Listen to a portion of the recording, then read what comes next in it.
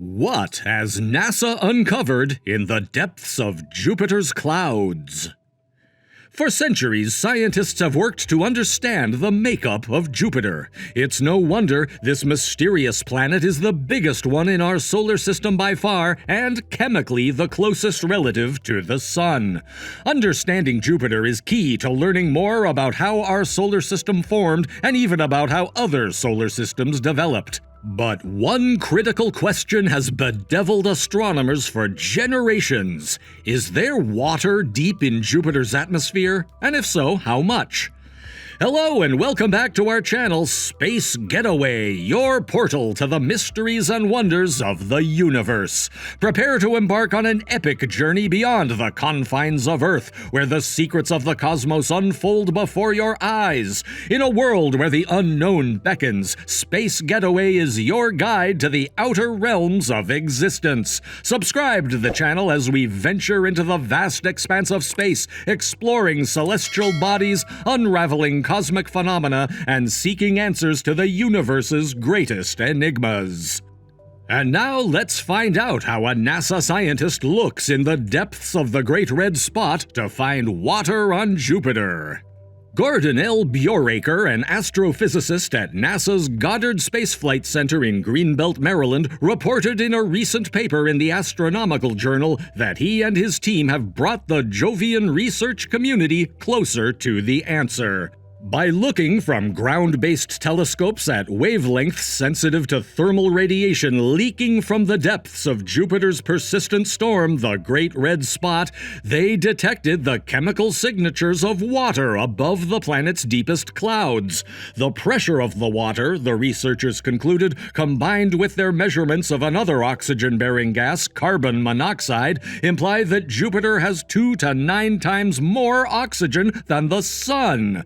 This finding supports theoretical and computer simulation models that have predicted abundant water on Jupiter made of oxygen tied up with molecular hydrogen. This takes the viewer on a simulated flight into and then out of Jupiter's upper atmosphere at the location of the Great Red Spot. Juno is the latest spacecraft tasked with finding water, likely in gas form, on this giant gaseous planet. Juno is a NASA space probe orbiting the planet Jupiter. It was built by Lockheed Martin and is operated by NASA's Jet Propulsion Laboratory. The spacecraft was launched from Cape Canaveral Air Force Station on August 5, 2011 UTC as part of the New Frontiers program. Certain interpretations are made by combining images from the JunoCam imager on NASA's Juno spacecraft with a computer-generated animation.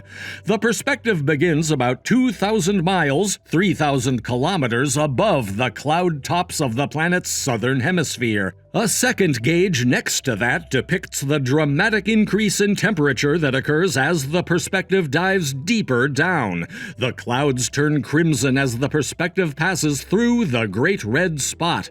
Finally, the view ascends out of the spot. The revelation was stirring, given that the team's experiment could have easily failed. The Great Red Spot is full of dense clouds, which makes it hard for electromagnetic energy to escape and teach astronomers anything about the chemistry within.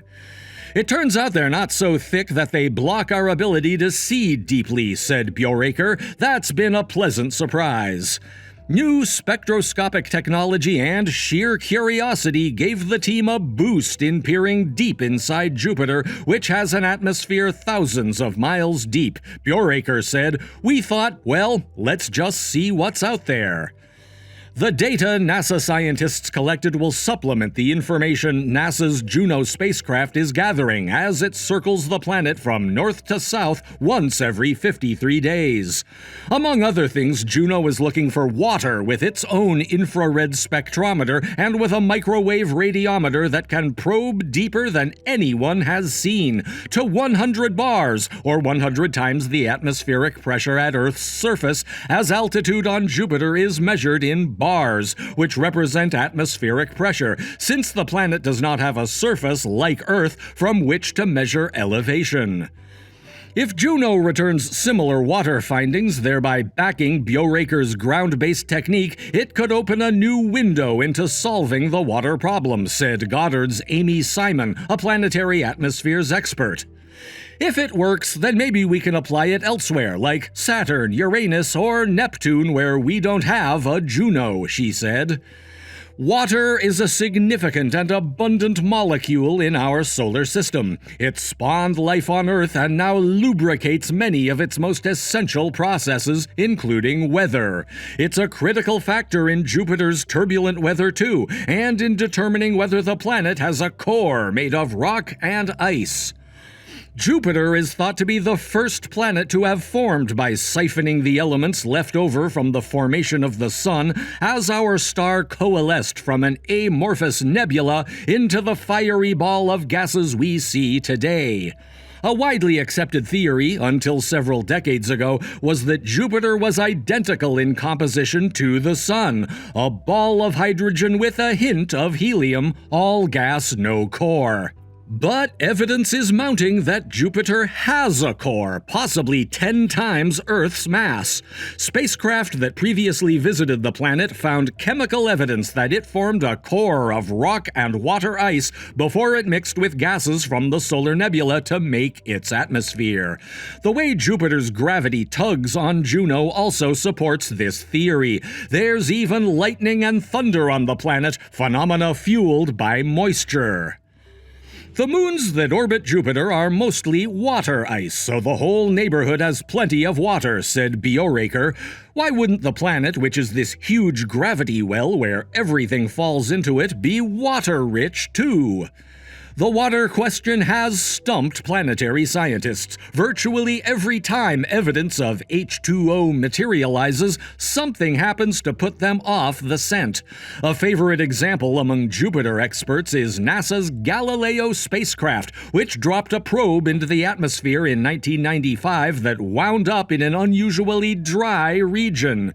It's like sending a probe to Earth, landing in the Mojave Desert, and concluding the Earth is dry, pointed out Bjoraker. Please hit that like button if you liked today's video. As we bring this cosmic journey to a close, we hope you've been inspired, enlightened, and awestruck by the wonders of the universe. Remember, the mysteries of space are vast and ever-expanding, offering infinite possibilities for exploration and discovery. We thank you, fellow space enthusiasts, for joining us on this incredible voyage. Subscribe to our channel, Space Getaway, as we continue to push the boundaries of human knowledge, reaching for the stars and reaching for understanding. If you want to see more space-related content, make sure to click on the videos on your left.